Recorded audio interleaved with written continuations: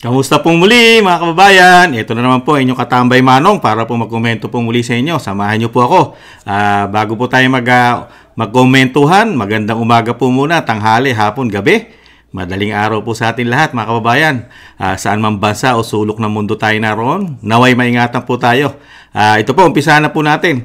Ito po, nung mga nakaraang araw pa po ito, putok na po ito. Pero komentuhan pa rin po natin dahil nagtataka lang po ang inyong lingkod dahil po nung panahon po ni dating Pangulong Duterte ay talagang inaangat po siya sa bangko at talagang puring-puri po ang dating Pangulong Duterte lalo-lalo na sa kanyang ginawang war on drugs mga katambay. Pero ngayon, itong mga pumupuri po sa kanya ngayon ay talagang siya pang mismo nag-iendorso para siya po ay makasuhan at makulong dahil isa po sa ini-endorso nila na kasuhan ng dating Pangulong Duterte ay yung Crimes Against Humanity. Kasama po ang Senador Go at Senador Bato. Pahinga po natin ang balita at para po yata naguhugas kamay ang mga congressman na hindi po nila ito walang halong politika ayon po rito sa namumuno po ng Quadcom Committee. Pahinga po natin ang balita at komentuhan po natin mga kababayan. Iginiit ng mga kongresista na hindi sila namumulitika sa inilabas nilang report na nagre-rekomendang kasuhan sina dating Pangulong Rodrigo Duterte kaugnay ng madugong drug war.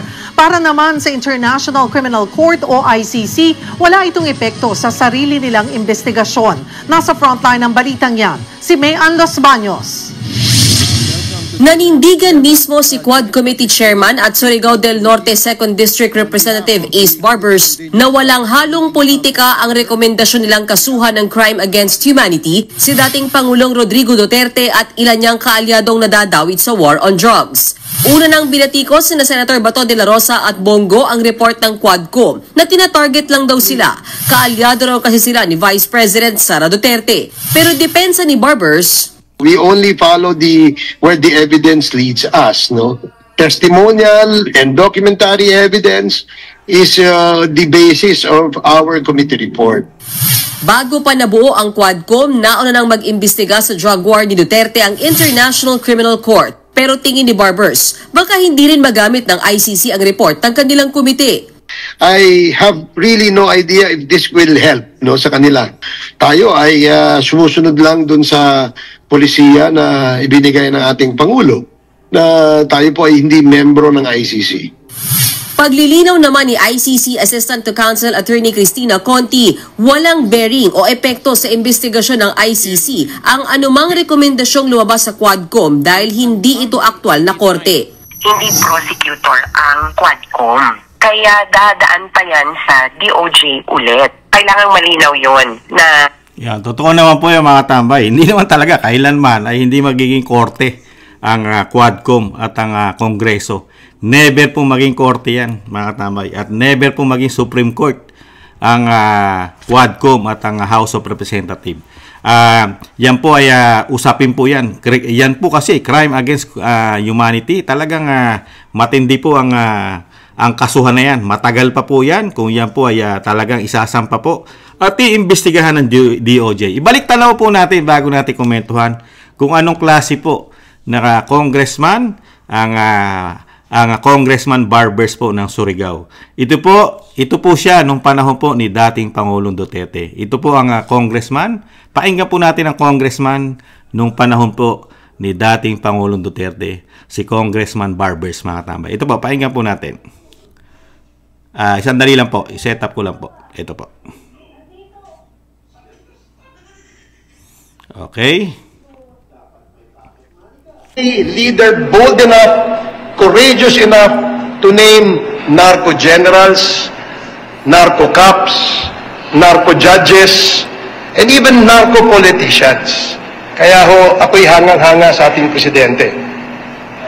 I hope after the president's term expires in 2022, the next leader will continue this war against drugs kasi hindi ho natin kayang masolve itong problema to in a span of 6 years.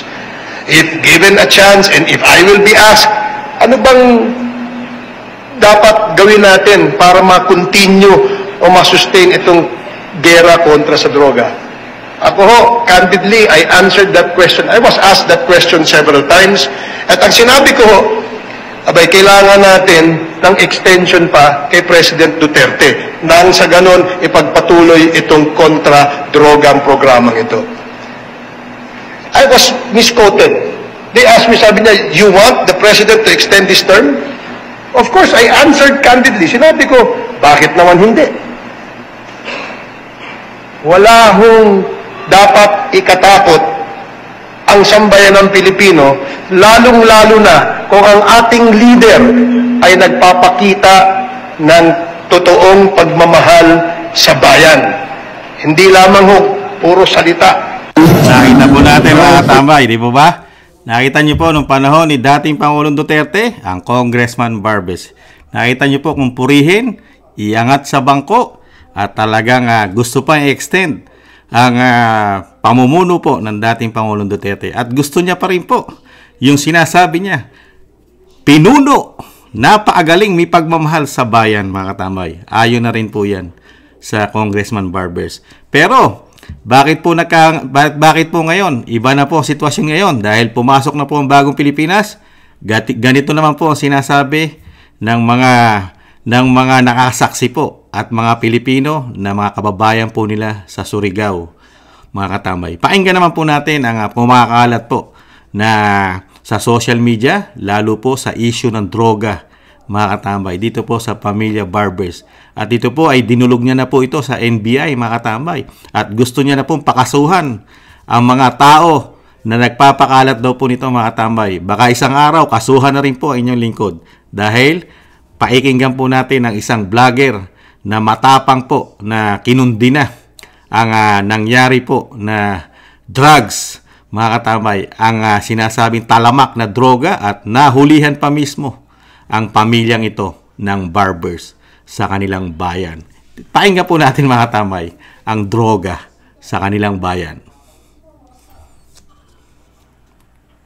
Barbers at ni Congressman Barbers ay nahuli at ngayon ay nasangkot sa illegal na pagpupuslit at pagbebenta ng droga sa kanilang lugar sa Surigao del Norte. At ngayon ay nasasangkot yung dalawang Barbers dahil sa kanilang hotel pa mismo nahuli yung droga at sa harap pa ng front desk. At may nakapagsumbong pa sa PIDEA na yung shabu na tinatago nila ay inilagay nila sa SUV.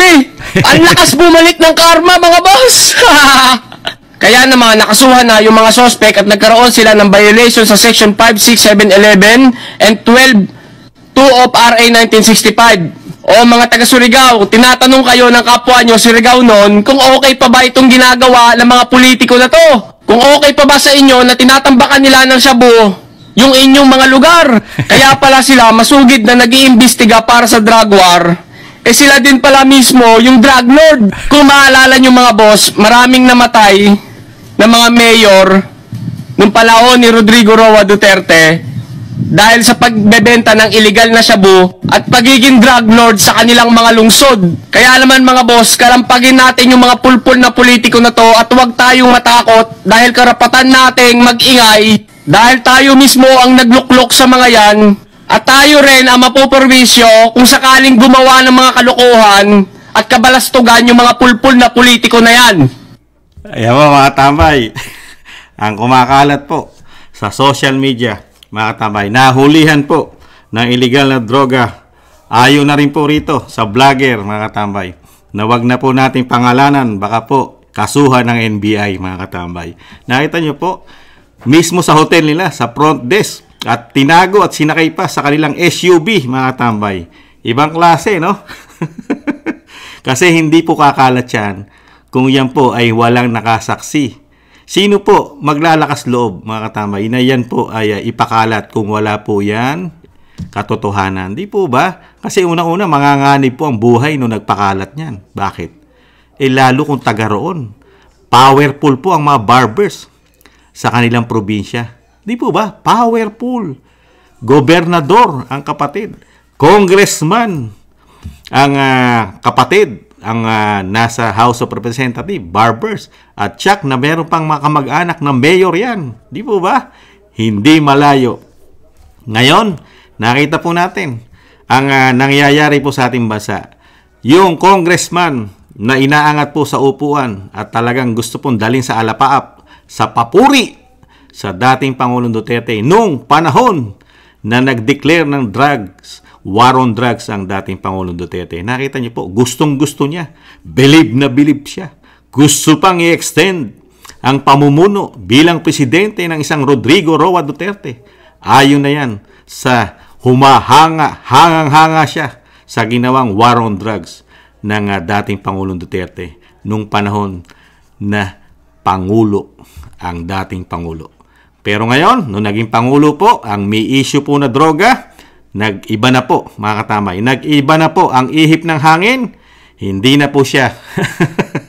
Hindi niya na po ina-idol at inaangat sa lupa ang isang Rodrigo Duterte, mga katamay. Bakit kaya? Ano kaya dahilan, mga katamay? Nagtatanong lang po si Kamanong dahil nakatutok po investigasyon. At magtataka rin po tayo, ha?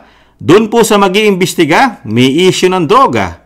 May issue po ng droga ang pamilya na nag-i-endorso na kasuhan ng crimes against humanity ang dating Pangulong Duterte. At yung mag-iimbestiga pa rin na mag-inendorso nila sa DOJ, yung mismong DOJ secretary, ay may issue rin po ng droga dahil yung anak niya ay nahulihan po ng high-grade marijuana. Di po ba? Di umano. At ito po ay nakulong po ito. Hinuli po ito ng PDEA. Di po ba, mga tambay? At napaka-buenas po ng anak niya. Nung mahuli po yung anak po niya, ay nakalaya po, mga tambay. Bakit po nakalaya? Dahil po ang tatay ay DOJ secretary daw po, mga tambay. Kaya nakalabas. Nakita niyo po, yung mga tumutugis at tumutuliksa sa dating Pangulong Duterte, puro po may issue ng droga. Magmula po sa Pangulo, may issue ng droga. Yun po yung galit na galit ngayon. At talagang itinututok po sa dating Pangulong Duterte na napakasama po ng ginawang war on drugs. At napakarami pa po yan. Dahil sinamahan po rin nila yan na ang dating Pangulong Duterte ay isa raw drug lord. Siya raw ang protector ng mga drug lord sa Pilipinas. Kasama po pa rin ang kanyang anak, si ang Congressman Paulo, ang kanyang manugang, si Mans Carpio, si Attorney Mans, at kasama rin din po dyan sa kaso, ang Senador Bato at Senador Go. Ganun po katindi.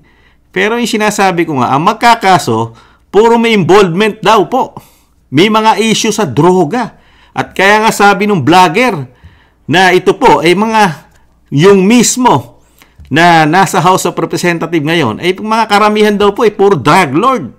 At yung mga namatay po na mga mayor ay tinangkilik po nila at sila rin po ay mga drug lord. Ayon po dito sa napakinggan po natin vlogger na humihingi ng tulong ang Congressman Barbers para po makasuhan ng mga ito.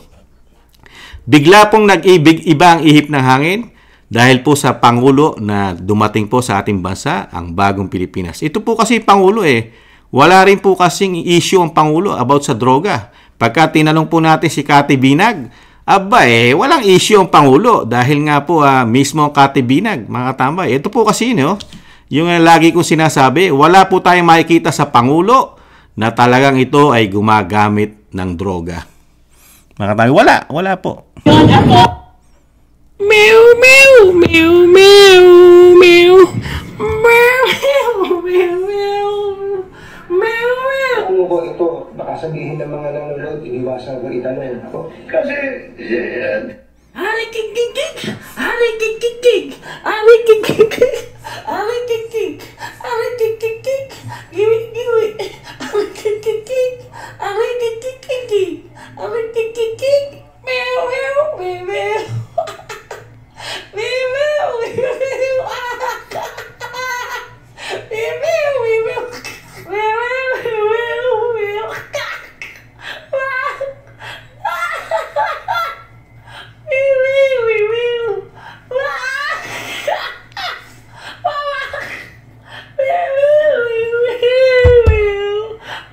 Kaya po ang tanong po ng mga Pilipino, ang tanong din po natin, sino po ba talaga ang protector ng mga drug lord sa Pilipinas? Sino po kaya ang drug lord, mga kababayan? Nagtatanong lang po si Kamanong. Sa mga nasaksihan po natin at mga nakikita po natin, mga kumakalat na video, kumakalat na mga akusasyon na mismo sa kanila naganap. Isang DOJ secretary nahuli ang anak, may mga high-grade na droga at ang leader ng Quadcom committee ay meron din pong issue ang pamilya about sa droga. At ang pangulo ng bansa ay may issue din po ng droga. At sa katunayan, mismo po pumutok sa balita noong mga nakaraan. Mismo po ang palasyo ay pinapasok na rin po ng droga. Nagkakaroon na nahulihan po ron. Nakapasok po mga droga ron sa loob ng facility ng Malacanang. Kaya ang tanong po, at nagtatanong din po ang inyong lingkod, sino po ba talaga ang drug lord? Ang protector ng mga drug lord o sino ang drug lord sa bansa? Ang pamilya Duterte po ba? Ang dating Pangulong Duterte po ba? Isa ko pong tanong yan eh. Dahil sinasangkot din po nila sa droga ang dating Pangulong Duterte, kasama po ang anak. Di ba? Pati ang manugang. At yung sinasabi nga po natin na yung war on drugs, droga po pa rin yan eh. Di ba? Yung mga congressman ng mga panahon na yun, sila mismo, suportado po nila yan. Sa katunayan, suportado po yan, may budget po yan. Sila rin mismo ang mga nagpasa ng budget po ng war on drugs. Kailangan po ng budget yan, pondo. Sila mismo yun. Di po ba? Dahil sino po ba ang gumagawa ng pondo? Sino naglalagay ng pondo? Di ba nakikita natin kung sino ang may mga power? Di po ba? Pagdating po sa pondo natin, kita, ngayon nga lang, nakita natin ilang tao lang. Ilang tao lang po ang nasusunod sa pondo.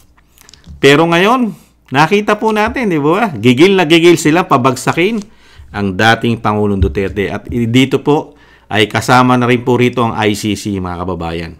Pati po ang ICC, kasama po ang gobyerno, ay talagang gusto po nila talagang mawala na sa politika ang mga Duterte. Talagang gagawin po nila, mga kababayan. Kaya lang, yung sinasabi nga po ng vlogger nating kababayan, yung pinanood natin, ay yung karma.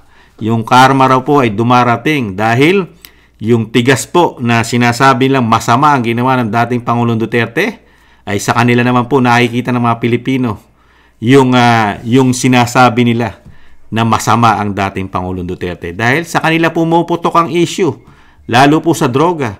Magmula po sa Pangulo, nahandyan po, biglang lumabas si Cathy Binag at nagpatotoo na meron daw po siyang napakaraming ebidensya. Kaya nga po hindi nila maimbestigahan yan eh. Kitapang-tapang ng isang Congressman Barbers na mag-imbestiga. Katulad po ng droga, war on drugs. Pero pagdating po sa kanila at kay Cathy Binag at sa Pangulo, wala pong investigasyon dito. At wala rin pong investigasyon sa anak ng DOJ Secretary na kung sino po ang pinagkunan nun dahil nahulihan po ng droga yon, di umano. Sino kaya ang supplier nun? Wala rin pong investigasyon doon kung sino nag-supply, di ba na droga sa anak ng DOJ Secretary, mga katambay. Pero absuelto na raw po eh. Absuelto na. Wala na raw pong kaso. Malinis na daw po, mga katambay, ang kaso o yung sinasabi pong nahulihan ng droga ang anak ng isang DOJ. Pero sila po ang mag-iimbestiga, mga kababayan. Kaya po, tayo po, ginigisa po tayo sa sarili nating mantika. Pinaniniwala tayo ng napakasama na naging Pangulo at napakasama ng ginawa ng dating Pangulo sa Pilipinas. Pero sa kabila nun, tayo mismo nakasaksi. Hindi totoo ang sinasabi ng mga congressman doon sa ginawa ng dating Pangulong Duterte na war on drugs. Kasi mismo sila sa bibig nila lumabas nung panahon ni dating Pangulong Duterte ay talagang hangang-hanga sila. Kulang na lang lagyan nila ng corona sa paghanga. Inaangat, binubuhat nila sa papuri ang dating Pangulong Duterte. Pero ngayon, hindi po ba kayo nagtataka? Nung panahon kasi ng dating Pangulong Duterte, halos yung mga negosyo ng mga drug lord na-stop, mga katambay. Proud na proud pa nga eh, di ba? Proud na proud pa yung congressman, di ba? Sana raw yung susunod. Yung susunod daw po na magiging presidente pagkatapos ng termino ng dating Pangulong Duterte ay sana daw po ay ipagpatuloy ang war on drugs ng dating Pangulong Duterte. paano mo ipagpapatuloy yung war on drugs? Kung yung mismong commander-in-chief ay may issue ng droga, gumagamit ng droga daw, ayon kay Kati Binag, at mismo ang nag-iimbestiga ay may issue rin ng droga ang kanyang probinsya, ang kanyang kapatid, pamilya nila, mga tambay. Di po ba? Kaya dito po mga tambay, ano po ang nangyayari sa ating bansa, mga tambay? Ano na po? Ang mga politiko, nagsasabi pa ba ng katotohanan ng mga politiko? May dignidad pa ba sila? Meron pa po ba silang ihaharap sa mga Pilipino? Meron. Bakit? Makakapal na raw po kasi ang mga pagmumukha. Kaya lahat po ay kaya nilang gawin dahil sa power, sa pera daw po. Kaya wala nang kahihiyan ng mga politiko natin dahil sa pera, sa power, sinamahan pa ng droga pag ang Vice President ang magsasalita, mga katambay. Ibang klase, no? At least, nakita po natin, nung hindi na naging presidente ang dating Pangulong Duterte, nakita na po natin ang totoong realidad ng ating gobyerno. Sila-sila po pala ay involved din po pala sa droga. Hanggang sa higher position, hanggang pababa, lower position. Kaya po, nararapat na po talaga, mga katambay. Kung sa panahon po kasi ngayon, hindi po matutupad ang mga plano po ng mga Duterte na magkaroon po ng batas na drug testing po sa mga politiko. Never pong matupad yan. Dahil unang-una, yung mga gagawa po ng batas ay karamihan po ay baka gumagamit ng droga. Dahil mismo ang Vice President, ano po, hinahamon po lahat. Lahat po ng mga politiko, taong gobyerno, kailangan po magpa-drug test ng live. Live. Meron po bang tumugon? Maliban po kay Pulong? Meron po ba? Mga congressman, mga senador? Kaya nga po, hindi po parehas ang batas sa atin, mga katambay. Bakit? Ang ordinaryong Pilipino na taxpayer, kailangan mo magpa-drug test. Lalong-lalo kung ikaw ay magtatrabaho. Di po ba? Magtatrabaho ka lang, mag-a-apply ka lang, required kang ipa-drug test ng employer mo. Bakit itong mga ito, mga politiko, magtatrabaho sa atin sila? Hahawak sila ng bilyon-bilyon, trilyon-trilyon pondo ng bansa. Walang drug test ang mga ito, mga politiko. Mga katambay, dapat po gawin na nilang batas yan. Kasi, kailangan na po sa panahon natin na malaman natin kung gumagamit o hindi ang politiko. Delikado po ang bansa natin pagka meron po mga drug addict, drug user na politiko sa ating bansa, mga katambay. Ganyan po ang mangyayari sa ating bansa. Magkakaroon po ng proteksyon ng mga drug lord. Drug lord po ang proteksyon na nila. Dahil una-una, kung ito po ay gumagamit at pwede po nilang gawin ito na negosyo din. Di po ba? Dahil tumatangkilik sila rito, mga kababayan. Kaya nga po, sa tingin ko po, mga kababayan, yung batas na ito, at nakikita po natin, walang naglakas loob na mga politiko. Bakit kaya? Kaya sa panahon po ng halalan, tandaan po natin, mga kababayan, itong mga politiko na ito, na iwas po magpa-drug test, mga katambay. At tandaan din po natin ito, mga tao na ito, mga walang isang salita ito, walang dignidad, mga walang yagballs, mga kababayan, mga politikong hindi balimbing, mga tambay, hindi balimbing ang mga politikong ito. At yung tinatago nila, nabunyag na po. Nabubunyag po ang kanilang mga sekreto, mga tambay, dahil sa mga Duterte. Mga Duterte po ang nagbunyag sa kanilang mga lihim na tinatago nitong mga politiko. Dahil pumutok po lahat Magmula po sa Pangulo hanggang sa baba, marami pong nalaman ang mga Duterte. Hindi lang sa droga, sa korupsyon. Nakita po nila, nasaksihan, lalo ang Vice President. At tayo rin po, nakikita po ng taong bayan, ang klase po na politiko na meron tayo ngayon sa bagong Pilipinas. Muli po, si Katambay Manong, mag-iingat po tayo, mga kababayan. Holiday po, may holiday po darating po. Ingat-ingat po. Lalo po ngayon, lagana po ang mga addict, mga adik po sa ating bansa. Mag-iingat po tayo dahil nandiyan na po lahat. Mga holduping, mga kriminal, kasama pa mga NPA. Ay ingat-ingat po tayo at sana po maingatan po tayo mga kababayan. Muli po, happy holidays po mga kababayan. Maraming salamat po sa nakagusto po ng ating Tambayang Makabayan sa YouTube at TikTok. At ganun din po sa mga nagla-like, share, and subscribe. Subscribe and comment. Ingatan naman po mga kababayan. Sa muli, paalam. Bye-bye.